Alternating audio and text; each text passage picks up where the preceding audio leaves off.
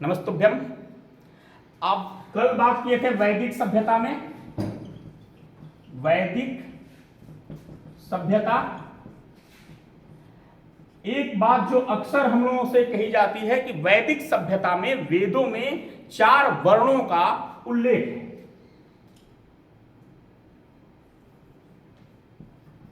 ब्राह्मण, क्षत्रिय, वैश्य और शूद्र ये है वर्ण व्यवस्था। अब कहा जाता है कि वर्ण व्यवस्था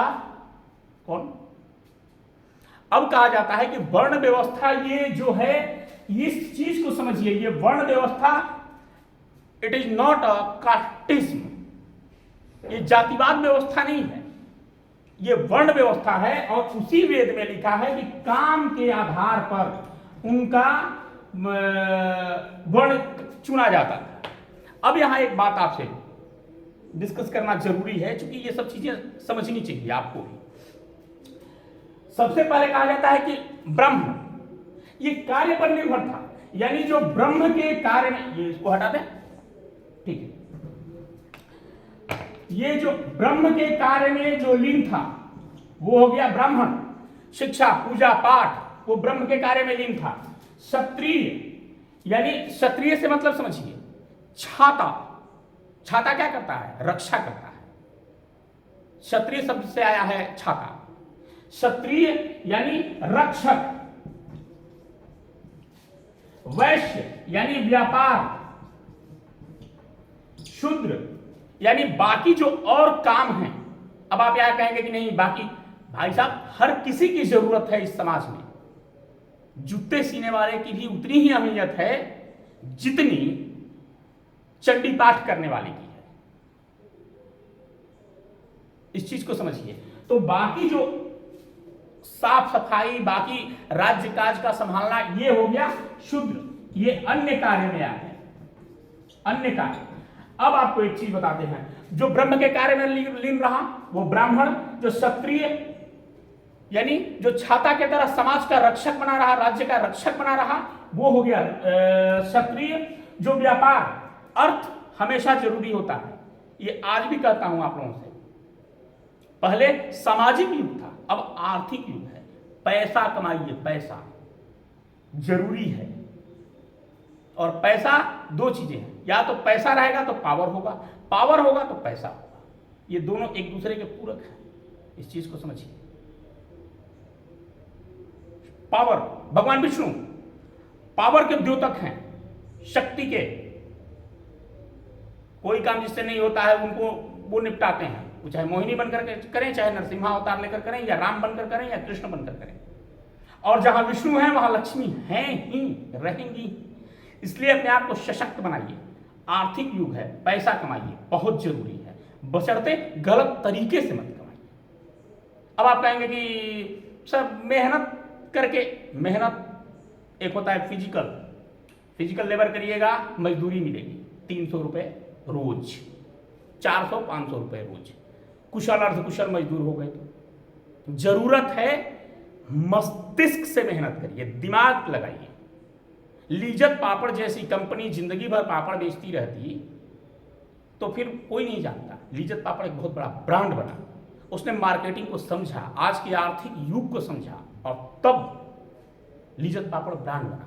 आप खुद सोचिए ना, जिस चीज को आप मैंने बेकार मानते थे, हल्दी, जवाइन, मंगरैला, नमक, अर्जुन पेड़ का छाल, नीम का दातुन, और यही सब बेच करके बाबा रामदेव कहां से कहां पहुंच गए। जरूरत है दिमाग लगा करके तरीका बदलने की। तरीका बदल करके बेचिए, बिकेगा। इसलिए कह रहा हूं पैसा बहुत जरूरी था। तो हमारा थे वैश्य, व्यापार। यहां भी पैसे की जरूरत थी, धन की जरूरत हर जगह है, तो व्यापार करने वाले वैश्य कहे। शूद्र जो अन्य कार्य करने वाले थे। अब आपको यहां एक सवाल ये उठता है, अक्सर लोग कहते हैं कि सर ये बातें कहने में अच्छी लगती हैं, ये जन्म से नहीं था। इस चीज को समझिए, जिसने पोथी उठा लिया, जिसने वेद शास्त्र उठा लिए, वो किसी भी जाति से हो, वो ब्राह्मण कहलाने लगा। इसके सबसे बड़े उदाहरण हैं महर्षि विश्वामित्र, जो राजपूत थे, राजा थे, लेकिन उन्होंने सब कुछ छोड़ छाड़ करके और तपस्या करनी शुरू कर दी, वो महर्षि बन गए। सप्तऋषियों में उनकी गिनती होती है। अब बात आती है क्षत्रिय।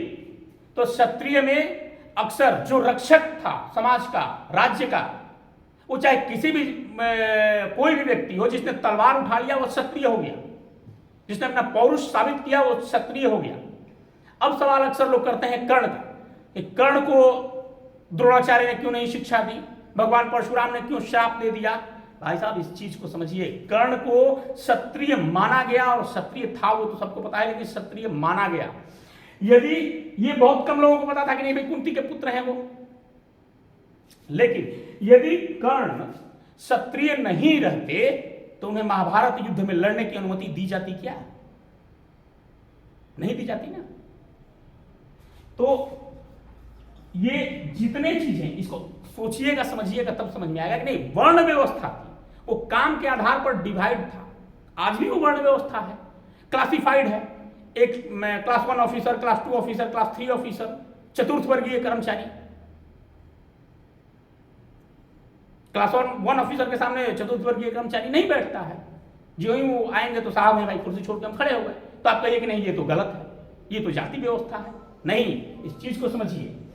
तीसरा हो गया वैश्य, व्यापार, धन आवश्यक था, वो किसी भी घर का बंदा हो, किसी भी समाज का हो, जब वो व्यापार में जुट गया तो वो वैश्य की श्रेणी में आ जाता था। और इन तीनों में जो कोई सूट नहीं करता था, बाकी उसके लिए भाई जीना खाना तो है ना, उसके लिए जो बाकी अन्य कार्य दे दिए जाते थे उसे शूद्र।